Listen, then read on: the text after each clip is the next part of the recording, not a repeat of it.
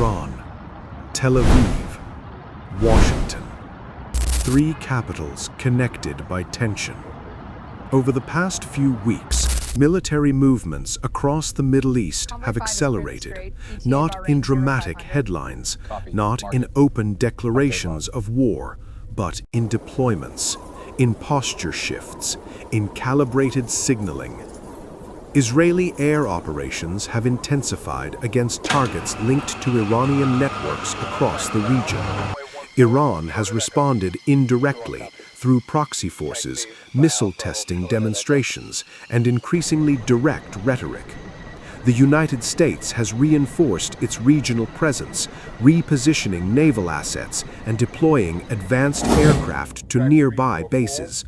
None of these moves individually represent war, but together they form a pattern. And patterns are what military planners study most carefully. Modern conflicts rarely begin with massive invasion. They begin with positioning, with radar tracking, with rules of engagement quietly rewritten, with assets placed just close enough to send a message, but not close enough to fire. At this moment, the central question is not whether tensions exist. It is whether escalation control still holds. Israel views Iranian missile development and regional entrenchment as an existential threat. Iran views Israeli preemptive doctrine and U.S. military backing as strategic encirclement. The United States views regional instability through the lens of alliance credibility and deterrence maintenance. Three strategic perspectives, one confined geographic space. This is where risk accumulates.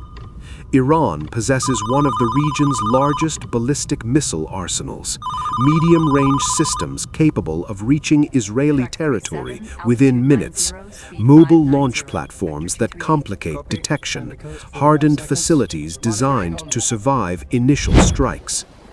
Israel operates layered missile defense systems, short-range interception, medium-tier protection, and exo-atmospheric interceptors, combined with advanced intelligence, surveillance, and precision strike capabilities extending far beyond its borders.